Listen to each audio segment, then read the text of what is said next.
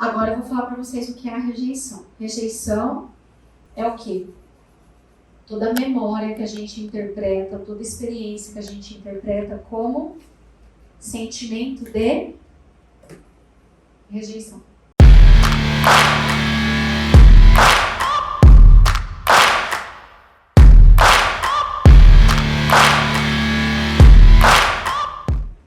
Que uma pessoa chegou para mim e falou assim, eu tirei 8, e quando eu tirei 8, ela tirou 8 na prova. Quando eu tirei 8, eu levei para os meus pais para ver, e eles perguntaram para mim o que eu não tinha feito para não ter tirado 10. E aí dentro dela, o que veio no coração dela foi, mas o 8 que ela tirou foi 10 para ela, porque não foi fácil ela tirar 8. O esforço que ela teve, o nível de aprendizagem que ela teve para tirar 8, ela falou assim, eles não sabem o que é 8. Ela estava com muita raiva. Acho que foi, isso foi no PPI, na minha... Então alguém chegou para mim com essa história. O que gerou nela? Invalidado. Só essa situação do pai falou, o que faltou para você tirar 10? Se a única coisa que você faz na vida é estudar, o que faltou para você não tirar 10? Entendendo que era aquela pessoa aluno 8. É aluno 8. Crítica. Ela sentiu o quê? O que ela sentiu? Essa pessoa? Criticado, invalidado, o que mais? Deixa eu ver se tem mais alguma coisa. Injustiçado, indiferente, inseguro. Isso é uma pequena raiz de rejeição. E aí na hora, o que surgiu nela? Quando ela se sentiu rejeitada, abriu o que dentro dela? Uma fratura e uma ferida. Adivinha como ela deve ter se sentido na próxima prova?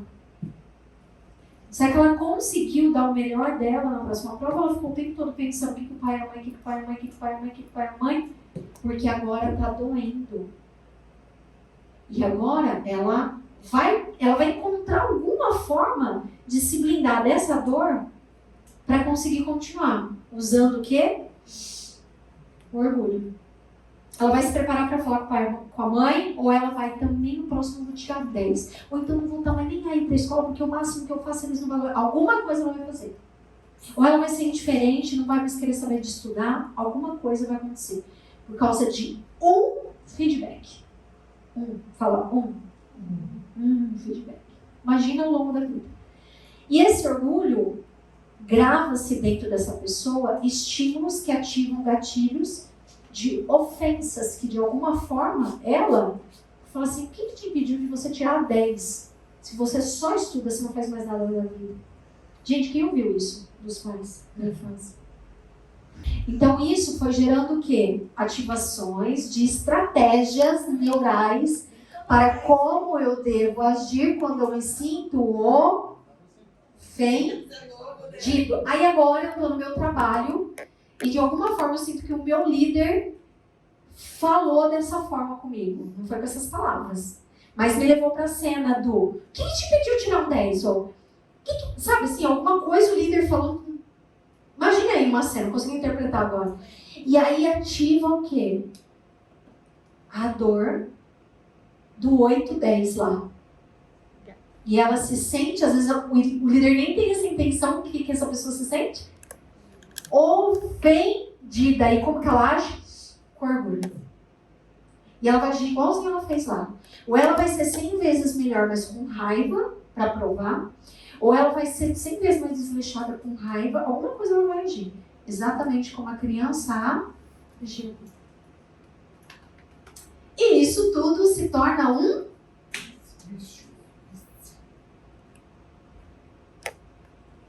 A criança, pode ser que lá na casa dela, ela começa a comer para chamar atenção, para ocupar espaço. Chamar atenção, ela pode adoecer para chamar atenção. Ela pode fazer igual aquela criança lá do vídeo, para se jogar para chamar atenção. Ou ela começa a se fechar para não ser, de novo, não passar por essa situação de constrangimento, ela vai se acuando. Eu tive um aluno, e eu vi esse rapaz, onde a gente estava, esse rapaz sempre com nas rodinhas. Ele chegava nas rodinhas, ele parava assim, ó, braço pra uma postura que eu falava, meu Deus, eu preciso modelar essa pessoa, preciso me relaxar na postura. Ele se parava assim, ó, né, amor? Braço para trás, ele ficava assim, ó.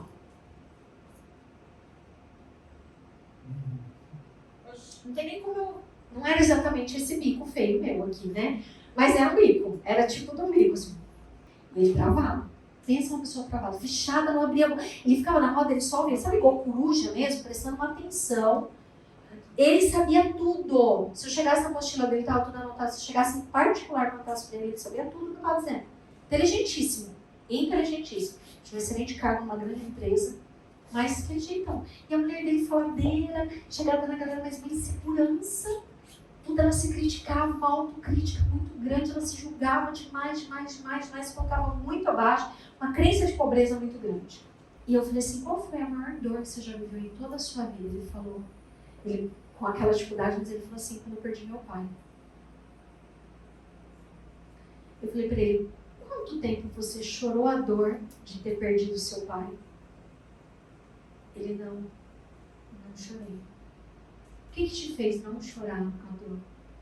Ele falou, minha mãe sofreu muito. Ele não teve tempo de chorar, ele não pôde chorar. E aí ele trouxe na situação uma cena de quando ele era criança, de que tinha uma visita na casa dele, e ele foi pedir algo para a mãe, e a mãe deu um tapa na boca dele e falou, cala a boca, menino. Então ele aprendeu a sempre se calar. E esse rapaz, ele chorou todo o luto. Pai era o que ouvia ele. Ele perdeu quem ouvia ele. Ele perdeu uma pessoa que ouvia ele. E ele sim. Porque se eu abrir a minha boca, a minha esposa, que é completamente insegura, vai ficar mais insegura. Se eu expor o que tem dentro de mim, muita coisa vai acabar, muita coisa vai cair. E o pai dele, ele faleceu assim, ó, inesperadamente, muito rápido. Então não teve um preparo emocional. Não foi uma coisa que estava sendo avisado que algo ia acontecer. Ele simplesmente faleceu. Ele sofreu um acidente e faleceu. Então foi assim, ó. E aí, de repente, o meu herói, eu perdi o meu herói. E a mãe, ele cuida, deve cuidar até hoje. Amparar, sabe? A mãe crítica.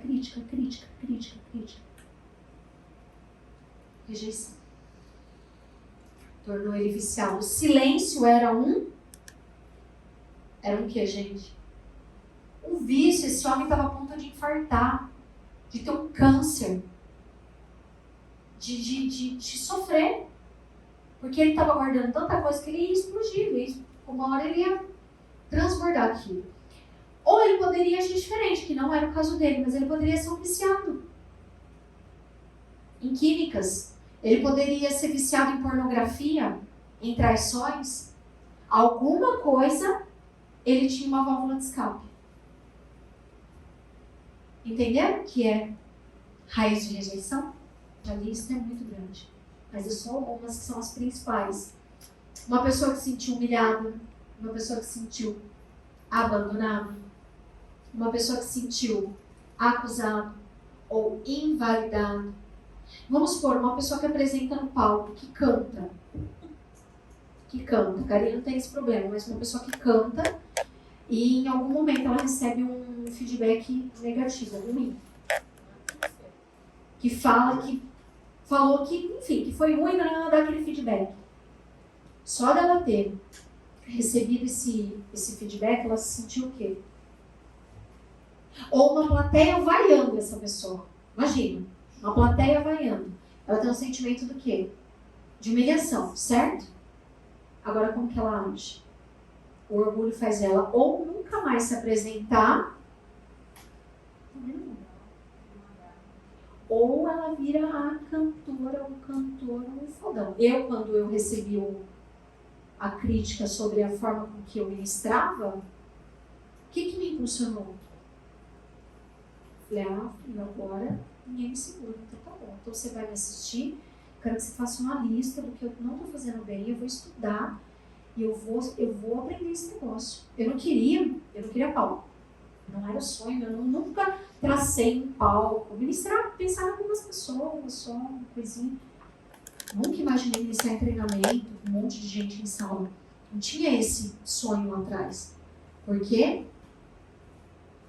Porque quando criança, na escola, dentro da sala de aula, a gente fazia uma fila para levar o caderno para a professora Yara corrigir, caderno por caderno, e num dos cadernos eu levei com o caderno na cabeça na frente de todos os alunos. Então o que eu faço? Eu faço errado. Aí me vem isso na fase adulta, ela dá esse baita feedback ruim para mim. O que eu entendi? Eu preciso aprender. O que foi na minha infância? Como é que eu virei a chave da professora Yara? Eu preciso aprender. E o que me impulsiona hoje? Estudar. Estudar, estudar, estudar, estudar. Só que no passado eu estudava e não praticava. Hoje eu estudo e pratico. Eu era viciada em só encher e não transbordar. Não derramar assim para as pessoas. Anota, primeiro passo para romper raízes de rejeição. Consciência. Eu não curo câncer se eu não sei que ele está lá. O que é consciência, gente? Não sabia que tinha esse problema. E agora eu sei. Não sabia que a crítica que eu ouvi tanto na minha infância, ou na minha adolescência, ou no meu casamento, ou na escola, ou às vezes você teve um amigo, muito amigo que tinha tanto apego, mas essa pessoa era muito crítica, causou uma raiz de rejeição.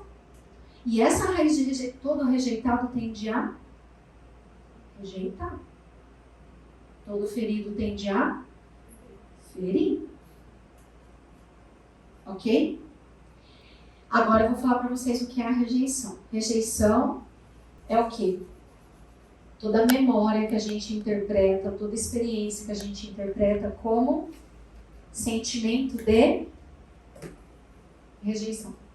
Feridas emocionais, traumas que produzem dores emocionais e disfunções na vida humana. Ela mexeu em uma ferida, porque na escola eu me senti constrangida. Na fila lá, quando a minha colega bateu o pé na minha perna, chutou meu bumbum, eu caí de boca, 400 crianças rindo de mim, eu me senti constrangida. Quando a minha líder me deu aquela lista de reprovação, eu me senti constrangida. Me trouxe constrangimento. O constrangimento no passado me fazia o quê? Ser melhor. O que eu entendi ali? Você precisa ser melhor, mas não com ira. Porque, gente, o que Jesus faria? Aí você lê lá, e a outra face. Que raiva e que orgulho ativa. Como assim vou dar outra face dando conta do tapa que eu levei desse lado? Não é fácil assim, né? Tem que respirar. Esse conteúdo valeu para você? Então comenta aqui embaixo, deixa eu saber o que está passando no seu coração.